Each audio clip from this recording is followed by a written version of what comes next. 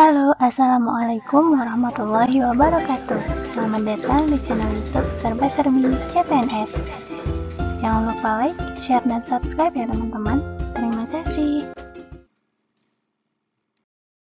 Halo teman-teman, balik lagi ke channel YouTube Serba Serbi CPNS. Nah, pada video kali ini kita akan membahas mengenai SKB bidan gangguan menstruasi.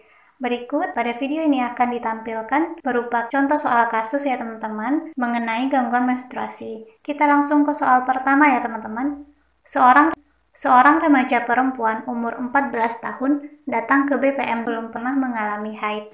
Hasil anamnesis sakit daerah perut setiap bulan, hasil pemeriksaan tekanan darah 110/70, nadi 86 kali per menit, pernafasan 20 kali per menit, suhu 36,5 derajat Celcius, tinggi badan 145 cm, berat badan 50 kg. Palpasi abdomen tidak ditemukan massa, inspeksi tampak lubang vagina dengan himen kebiruan dan menonjol keluar. Diagnosis apakah yang paling mungkin pada kasus tersebut? A. Amenore, B. Aplasia vagina, C. Atresia vagina, D. Hematometra, atau E. Himen imperforata. Kita analisis dulu dari soal ya teman-teman. Seorang remaja umur 14 tahun, belum pernah mengalami haid, kemudian sakit di daerah perut setiap bulan. Dari hasil pemeriksaan ditemukan inspeksi tampak lubang vagina dengan himen kebiruan dan menonjol keluar. Nah, kira-kira diagnosa yang tepat untuk kasus ini adalah kita berpatokan dari hasil pemeriksaan atau disebut dengan data objektif ya teman-teman. Di sini data objektifnya yaitu ditemukan tampak lubang vagina dengan himen kebiruan dan menonjol keluar. Kita coba lihat dari option A. Amenorrhea. Amenorrhea ini merupakan tidak datangnya haid ya teman-teman, terbagi dari amenorrhea primer dan amenorrhea sekunder. Amenorrhea primer itu di umur 14 tahun tanpa disertai dengan pengembangan ciri-ciri kelamin sekunder, kemudian di umur 16 tahun dengan adanya pengembangan ciri-ciri kelamin sekunder. Kemudian kalau amenorrhea sekunder itu tidak datang haid lagi setelah 3 kali siklus berturut-turut. Berarti option A bukan ya teman-teman. Option B itu aplasia vagina. Apa sih aplasia vagina? Aplasia vagina merupakan vagina yang tidak berkembang teman-teman.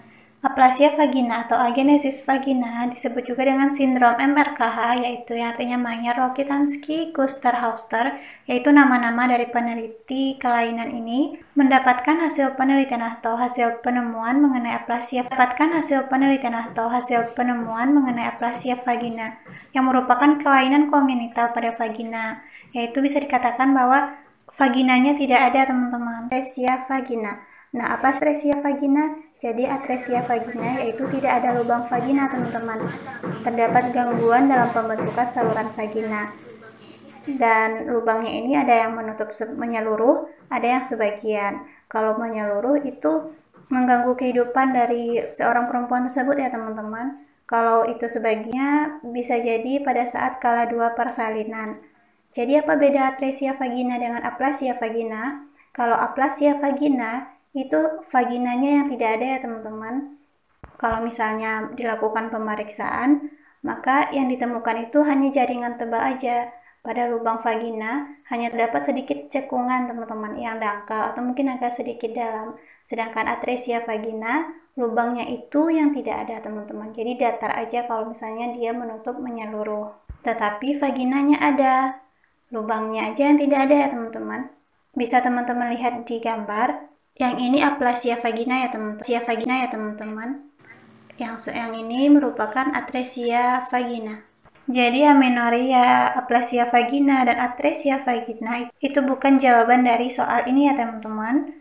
Kemudian option D hematometra dan E himen imperforata. Nah, ini ada sangkut pautnya ya teman-teman. Kita lihat penjelasan dari himen imperforata. Himen imperforata itu ialah selaput darah yang tidak menunjukkan lubang sama sekali nih teman-teman, atau disebut juga dengan hiatus hymenalis. Ini merupakan suatu kelainan yang ringan dan yang cukup sering dijumpai. Kemungkinan besar kelainan ini tidak dikenal sebelum menstruasi ya teman-teman. Jadi nanti itu ketahuannya ketika mensnya nggak datang-datang. Saat diperiksa, tampaklah nanti himen vagina yang berwarna kebiruan dan menonjol keluar. Kenapa tampak kebiruan? Karena darah menstruasi itu tidak keluar teman-teman. Jadi himan tersebut kalau dari luar tampak kebiru-biruan dari darah yang tertumpuk tersebut. Dan kenapa dia menonjol tampaknya dari luar atau disebut dengan hematokolpos?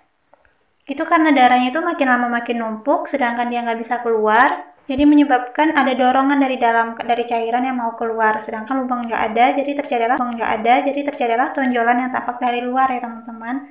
Nah kalau misalnya keadaan ini dibiarkan teman-teman, darahnya nggak keluar, sedangkan haid terus berlangsung setiap bulan, maka uterus akan terisi juga dengan darah haid dan akan membesar. Maka inilah yang disebut dengan hematometra. Jadi teman-teman, kunci jawaban untuk soal ini yaitu E. Himen imperforata. Nah, jadi teman-teman, lubang vagina dengan himen kebiruan dan menonjol keluar bisa jadi kata kunci untuk kasus himen imperforata ya teman-teman. Baiklah, kita lanjut ke soal nomor 2. Seorang remaja perempuan umur 14 tahun datang ke BPM dengan keluhan belum pernah mengalami haid. Hasil anamnesis sakit daerah perut setiap bulan. Hasil pemeriksaan tekanan darah 110/70, nadi 86, pernafasan 20 kali per menit, suhu 36,5 derajat Celcius, tinggi badan 5 cm, berat badan 50 kg, pembesaran payudara normal, palpasi abdomen tidak ditemukan massa, inspeksi vulva dan vagina, tampak lubang vagina dengan himen kebiru-biruan dan menonjol keluar. Tindakan apakah yang paling tepat pada kasus tersebut? Ini diperuntukkan untuk bidan ya teman-teman. Sisi himen, B. Konseling gizi, C. Kolaborasi dengan dokter SPOG, D. Edukasi personal higien, E. Pemberian suplemen penambah darah. Nah, ini merupakan kasus himen imperforata ya teman-teman, seperti yang sudah kita bahas pada soal sebelumnya. Kita lihat ya teman-teman optionnya. A. Insisi himen, ini bukan wewenang dari kita bidan ya teman-teman.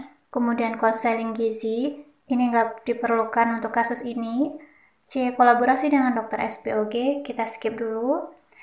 Kita lihat option selanjutnya. D. Edukasi personal higien, masalah ini tidak menyangkut dengan personal higien. Kemudian pemberian suplemen penambah darah. Di sini tidak dikatakan atau hasil pemeriksaan yang mengarah ke anemia ya teman-teman. Jadi yang paling mungkin untuk jawaban ini yaitu C. Kolaborasi dengan dokter spesialis kandungan. Nah teman-teman, untuk penanganan himen imperforata itu membutuhkan pemeriksaan lanjutan seperti USG abdomen.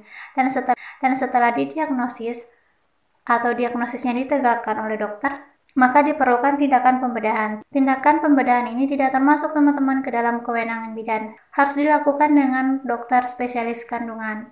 Kita lanjut ke soal selanjutnya.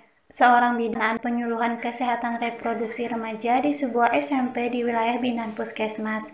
Dalam survei pendahuluan didapatkan informasi bahwa sebagian besar siswi SMP tersebut sudah mengalami menstruasi. Hasil pemeriksaan kesehatan di SMP tersebut sekitar 30% remaja putri mengalami anemia.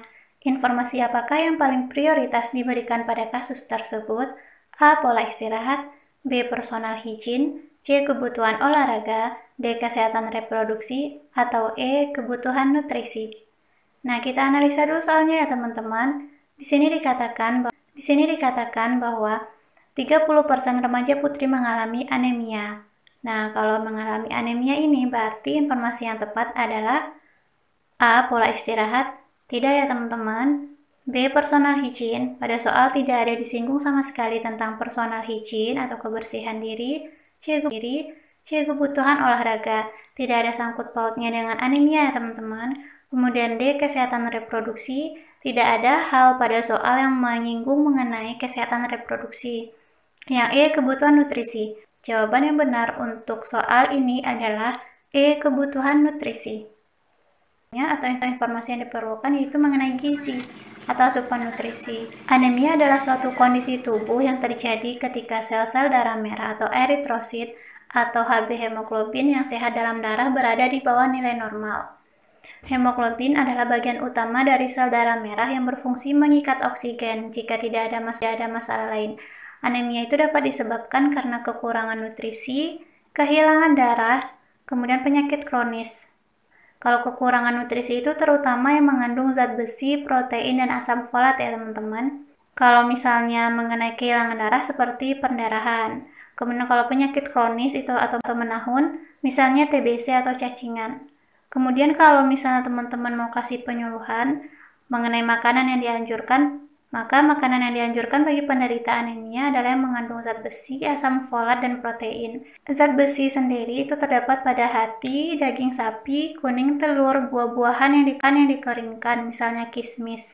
Sayuran-sayuran yang berwarna hijau, contohnya itu kangkung, daun katuk, daun ubi jalar, bayam, daun singkong, kacang buncis, kacang panjang, dan lain-lain. Kemudian asam folat seperti hati, jamur, pisang, apel. Kalau dari protein misal contoh makanannya yaitu telur, susu, tahu, tempe, kacang-kacangan. Kita lanjut ke soal selanjutnya ya teman-teman. 17 tahun datang ke BPM dengan keluhan nyeri haid pada hari kedua. Hasil anamnesis, darah haid banyak, ganti pembalut 3 kali per hari. Hasil pemeriksaan tekanan darah 110, nadi 88 kali per menit. Abdomen tidak teraba massa. Tindakan apakah yang paling tepat sesuai kasus tersebut? A. Memberikan analgetik. B. Menganjurkan olahraga ringan. C. Menjelaskan fisiologi terjadinya nyeri. D. Melakukan kolaborasi dengan tenaga kesehatan lain. Atau E. Merujuk pasien ke fasilitas pelayanan yang lebih lengkap. Kita ke analisis soal. Di sini dikatakan bahwa gadis remaja 17 tahun tersebut datang dengan keluhan nyeri haid pada hari kedua. Nah, nyeri haid pada hari kedua dan darah yang haid yang banyak pada hari kedua itu termasuk normal ya teman-teman. Ganti pembalutnya juga 3 kali per hari. Nah, di sini ditanyakan tindakan. Tindakan apa yang paling tepat? Kita lihat option A, memberi analgetik. Ini masih dalam batas normal, jadi tidak perlu kita berikan analgetik ya teman-teman. Kemudian menganjurkan olahraga ringan, kita keep dulu, bisa jadi kita anjurkan. Kemudian yang C, menjelaskan fisiologi terjadinya nyeri, kita keep dulu. Kemudian D, melakukan kolaborasi dengan tenaga kesehatan lain. Tidak ada hal emergensi atau yang di luar batas normal yang perlu kita rujuk ya teman-teman, atau kita kolaborasikan dengan tenaga kesehatan lain. Kemudian merujuk pasien ke fasilitas pelayanan yang lebih lengkap, sama dengan option D. Ini tidak diperlukan karena tidak ada yang perlu dirujuk. Jadi kita ragu antara option B dan C, menganjurkan olahraga ringan atau menjelaskan fisiologi terjadinya nyeri.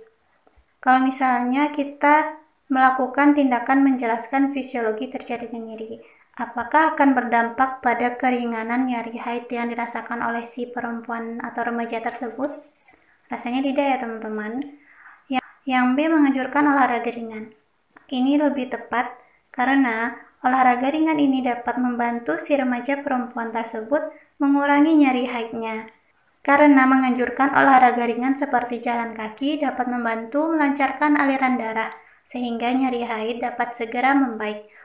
Olahraga ringan juga dianjurkan ya teman-teman bagi teman-teman yang belum haid atau mau haid, karena dapat mencegah atau mengurangi datangnya nyeri haid pada saat menstruasi. Oke, kita lanjut ke soal selanjutnya ya teman-teman. Seorang anak perempuan umur ke BPM diantar ibunya dengan keluhan nyeri perut. Hasil anamnesis ibu merasa khawatir karena anak tidak bisa sekolah dan selalu terjadi di setiap siklus menstruasi. Darah yang keluar bergumpal dan banyak. Hasil pemeriksaan tensi 90/60, nadi 86 kali per menit, pernafasan 20 kali per menit, suhu 36,5 derajat, tidak ada massa pada abdomen dan tidak ada nyeri tekan. Tanda apakah yang paling mungkin terjadi pada kasus tersebut? A. Menarche, B. Dysmenorrhea, C. Gangguan haid, D. Nyeri saat ovulasi, atau E. Premenstrual syndrome. Kita ke analisis soal ya teman-teman. Pada analisis soal kita dapatkan bahwa seorang remaja tersebut mengalami nyeri perut. Kemudian selalu terjadi di setiap siklus menstruasi. Darah yang keluar bergumpal dan banyak. Kalau dari hasil pemeriksaan tensinya agak rendah ya teman-teman, 90/60. Kemudian tidak ada massa pada abdomen dan tidak ada nyeri tekan. Kita lihat ke option ya teman-teman. Untuk option A, menarche. Menarche merupakan haid yang datang untuk pertama kali bagi seorang remaja putri. Kemudian dysmenorrhea, kita keep dulu, ini kemungkinan dysmenorrhea ya teman-teman. C. Gangguan haid, ini terlalu umum ya teman-teman. D. Nyeri saat ovulasi. Kalau nyeri saat ovulasi itu biasanya berlangsung sebentar aja teman-teman, enggak. Kemudian E. Premenstrual syndrome, ini biasanya terjadi sebelum datangnya haid teman-teman. Sedangkan di soal itu si remaja putri sudah datang haid. Yaitu B ya teman-teman, yang memungkinkan dysmenorrhea. Nah teman-teman, seperti yang kita ketahui bahwa nyeri haid itu bisa datang sebelum atau awal siklus menstruasi. Nah, ketika nyeri itu datangnya pada saat menstruasi dan sudah mengganggu aktivitas menimbulkan ketidaknyamanan, maka itu disebut dengan dysmenorrhea. Biasanya itu seperti kram perut, nyeri perut yang terus-menerus pada bagian bawah perut yang menjalar ke pinggang atau paha. Dan tidak ditemukan ada kelainan ya teman-teman, jadi murni karena rasa nyeri yang timbul akibat pelepasan endometrium atau luruhnya dinding rahim. Masih semangat ya? Terakhir, seorang perempuan umur 15 tahun datang ke puskesmas diantar ibunya dengan keluhan haid banyak dan sering. Hasil anamnesis, siklus haid teratur 2 kali sebulan dalam beberapa bulan terakhir. Hasil pemeriksaan tensi 100/60, nadi 80 kali per menit, suhu 36,5 derajat, abdomen itu tidak teraba massa, tampak darah keluar dari kemaluan. Diagnosis apakah yang paling mungkin pada kasus tersebut? A. Menorrhagia, B. Metrorrhagia, C. Polymenorrhea, D. Hipermenorrhea, atau E. Menometrorrhagia. Kita ke analisis soal. Nah, teman-teman, di sini kita dapatkan si remaja perempuan keluhannya haid banyak dan sering. Kemudian siklus haidnya teratur 2 kali sebulan dalam beberapa bulan terakhir. Kalau dari hasil pemeriksaan yang lain, tanda-tanda vital, tensinya itu agak rendah ya teman-teman. Bisa jadi karena pengaruh dari haid yang banyak dan sering. Kemudian yang lain normal, tidak teraba massa. Nah, kita lihat untuk optionnya ya teman-teman. Menorrhagia atau 7 hari ya teman-teman, kemudian jumlah darahnya juga banyak, lebih dari 80 cc. Ganti pembalutnya itu bisa hingga 5 pembalut per hari ya teman-teman. Option B itu metrorrhagia. Nah, metrorrhagia merupakan pendarahan di luar siklus haid ya teman-teman. Ini bisa berupa pendarahan bercak aja teman-teman. Nah, kalau untuk penyebabnya itu cukup beragam, mulai dari ketidakseimbangan hormon dan kelainan anatomis. Berarti option B enggak ya teman-teman. Kemudian option C, polymenorrhea. Nah, ini teman-teman merupakan gangguan menstruasi, yaitu jarak siklus menstruasi yang memendek, kurang dari 21 hari. Bisa halangan dalam 1 bulan itu 2-3 kali ya teman-teman. Kemudian pendarahannya itu bisa sama banyak dengan normal atau lebih banyak dari normal. Penyebabnya itu bisa gangguan hormonal, kongesti ovarium karena peradangan, endometriosis, dan lain-lain.